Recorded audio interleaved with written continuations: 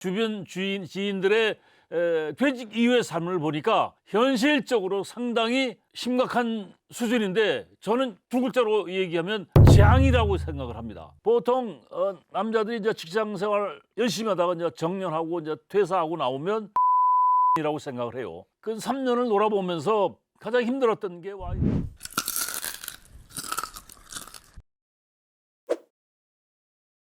안녕하세요. 제 이름은 이기훈이라고 합니다. 다양한 기업, 공공기관, 대학 등에서 다양한 주제로 강의 및 컨설팅을 이제 하면서 직장인들의 직장 생활 그리고 퇴직 이후의 삶을 함께 했던 경험이 있습니다. 퇴직은 은퇴가 아니거든요. 근데 퇴직한 사람을 은퇴자로 몰고 가버리니까 참 난감하더라고요. 은퇴라는 것은 말 그대로 하늘나라 갈 때가 은퇴지, 퇴직을 하고 나면 새로운 시작이거든요. 그래서 거기에 대한 연구를 하다 보니까 주변 지인들의 퇴직 이후의 삶을 보니까 현실적으로 상당히 심각한 수준인데, 저는 두 글자로 얘기하면 재앙이라고 생각을 합니다. 그런데 많은 직장인들이 현실을 너무 모른다는 것이 정말 안타깝더라고요. 제가 오늘 여러분하고 같이 이야기할 주제는 퇴직자들이 여가에 대한 관심, 또 취미에 대한 관심이 의외로 높더라고요. 가볍게 경청을 해주시면 여러분 살아가는 데 도움이 되지 않을까라는 생각을 갖고 여러분과 같이 이야기를 나눠보도록 하겠습니다.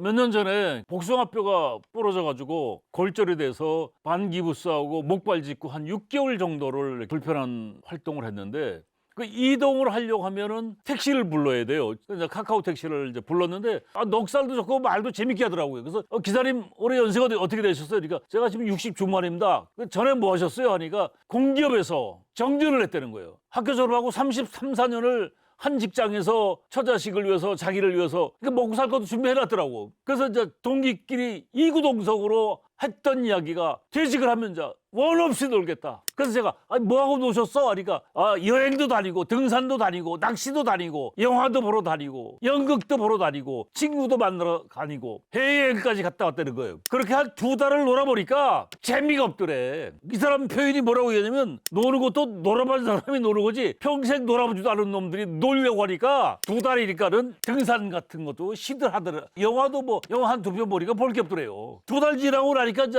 할 일 없으니까 만나서 뭐부터 해? 아침부터 만나서 뭐 이제 당구 좀 치고 낮에 반주 먹고 당구 좀 치고 또 이제 술 마시고 2-3달 그렇게 노니까 뭐가 국에 용돈이 궁하잖아요. 그러니까 이제 이 사람들이 아침에 만나는 게 아니고 오후 2시쯤 만난다는 거예요. 점심 먹고 그때부터 2시쯤 만나서 한 2-3시간 당구 치고 한 4-5시부터 이제 술을 마시고 했는데 일주일에 2-3번 만났다는 거예요. 2-3번 만나서 2년간 술을 마시다 보니까 결국은 사단이 났다는 거예요. 한 사람은 병원에 장기 입원해 있고, 한 사람은 지금 병원에 다니고 있고. 그러니까 3명이 어우러지다가 2명이 사라지니까 이 양반이 할 게 없잖아요. 놀 줄도 모르지, 같이 놀아줄 친구도 없지 하니까 집에서 이제 있는 거야. 집에서 이제 와이프 눈치 보고서 살고 있는데 한심하더래요. 심심해 죽겠더래.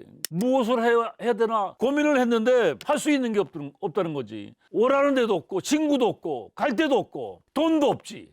가만히 생각해 보니까 운전을 하잖아, 자기가. 운전은 그래? 택시 운전 한번 해보자.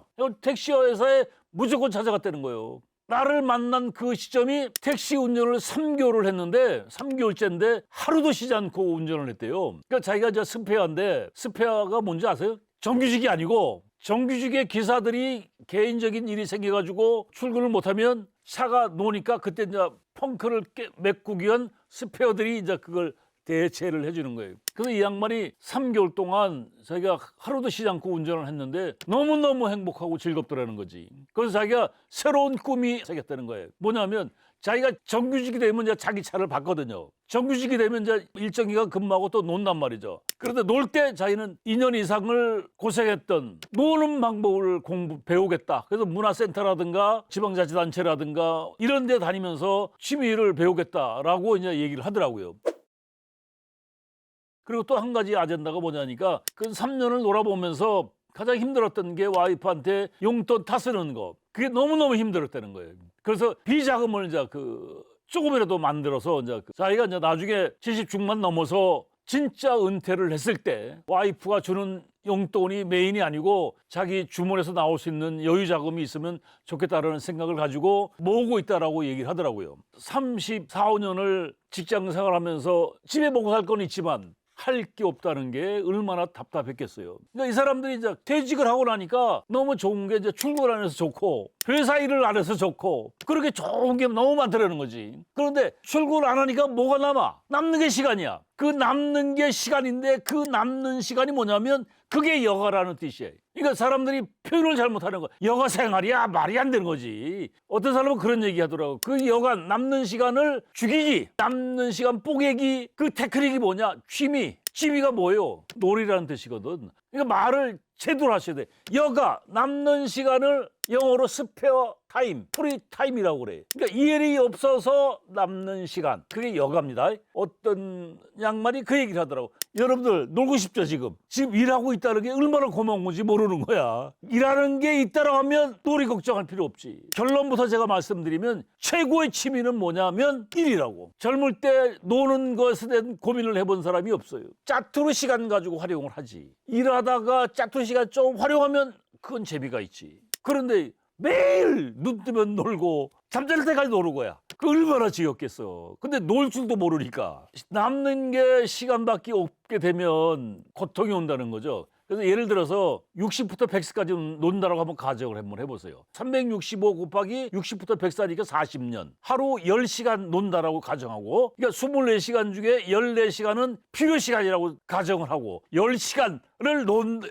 여가라는 남는 시간이라고 하면 40년 동안 약 15만 시간이 나와. 그런데 재밌는 게 20년이라면 그 반이 한 7만 3천 정도 시간이 되는데 우리가 직장생활 30년 한번 가정을 해보세요. 직장생활 30년 하면 하루 10시간씩 근무한다라고 가정했을 때 연 200일 정도밖에 근무를 안 해. 365일 중에 토요일, 일요일 빼면 110일이야. 그러면 250일 남죠? 거기 연차, 월차, 추석, 설, 그리고 또 휴가도 있고. 그러니까 200일도 채 근무를 안 해. 그러니까 생으로 노는 20년보다 30년이 훨씬 더 적은 거야. 그 남는 시간을 어떻게 할 거예요? 그걸 이제 노는 방법을 찾아야 되는데 그러다 보니까 사람들이 이제 남는 게 시간밖에 없다라는 건 이꼬로 두 글자로 얘기하면 백수라는 뜻이야. 백수. 근데 백수의 종류가 동백이 있고 가백이 있고 불백이 있고 마포물백이 있어요. 동네 백수, 동백. 집에만 있는 백수, 가백, 불쌍한 백수, 불백, 마누라도 포기한 백수, 마포불백. 그러니까 이 자연스럽게 이 마포불백, 마누라도 포기한 백수들은 나이 먹으니까 이름도 없어져. 남자가 한 60쯤 되면 이름이 없어지는 거야. 집에서 한 끼도 안 먹는 사람을 사랑스러운 영식씨, 한 끼 먹는 사람은 귀여운 일식씨, 두 끼 먹는 사람 두식씨. 여러분 집에서 몇 끼 먹어? 세 끼 먹으면 삼식이 세 끼. 그러니까 세 끼 다 먹는 인간들이 되는 거예요. 근데 어쨌거나 이 삼식이들은 꼭 필요한 게 5가지가 있어요. 첫 번째가 와이프, 두 번째가 애들 엄마, 세 번째가 마누라, 예편네, 집사람. 오로지 와이프밖에 없는 거야. 이게 나이 먹을수록 남자들은 할 게 없어요. 실제로 일본의 그 장수하는 할머니들의 특징이 뭐냐면 할아버지들이 많이 도와준다는 거예요. 할아버지가 도와준다는 얘기 뭐냐면 장수하는 할머니들은 할아버지들이 일찍 돌아가셨다는 거지. 할아버지가 장수하는 사람들은 할머니가 살아계시고 할머니가 돌아가시면 할아버지는 3년 안에 돌아가신다는 거예요. 근데 일본에서 어떤 할아버지가 할머니가 돌아가셨는데 10년을 겉들이 살고 계시는 거야. 그 비결 아세요? 이 할아버지가 애인이 있었다는 거지. 실제는 최고의 남편은 뭐냐면 눈에 안 보이는 남편이 최고의 남편이라는 거야. 눈에 안 보이는 남편보다 더 탑인 남편이 있어요. 산에 있는 남편. 그래서 여러분들 많은 사람들이 이제 그 퇴직을 은퇴라고 하는데 정년 퇴직을 했다. 60부터는 와이프하고 공동 취미를 갖고 싶다라고 하는 사람들이 의외로 많습니다. 근데 그건 큰 착각이고 공통의 취미를 와이프하고 취미 생활을 같이 하겠다고 하는 사람. 다시 한번 쉽게 얘기하면 와이프하고 놀겠다고 생각하는 사람들 있죠. 취미가 뭐라고 그랬죠? 노는 거라고 그랬죠. 노는 것도 이제 종류가 많잖아요. 수만 가지인데 와이프하고 같이 놀겠다고 하는 생각은 황혼이혼의 지름길이라는 거야. 통계가 63%가 부부 관계가 퇴직한 이후에 점점 나빠진다는 거지. 그러니까 실제로 부부싸움이 늘어나고 갈등이 많고 황혼이혼이 이제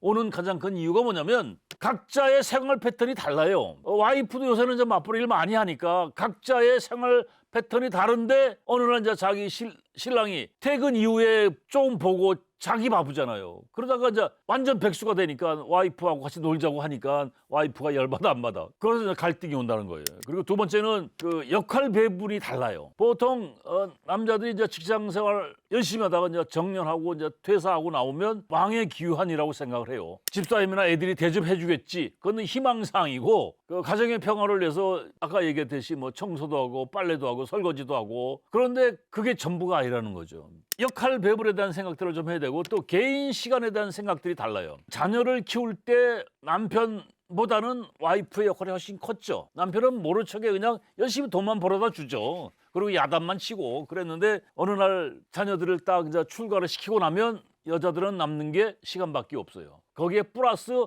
놀고 자는 사람, 놀아줄 사람들이 구름처럼 많다는 거지. 초등학교 동창 엄마들 모임, 중학교 동창 모임, 또 동네 아줌마들 모임 너무나 많은 거야. 놀아줄 사람들이. 그런데 남편이 놀자고 하면 열받아 안 받아? 열받죠.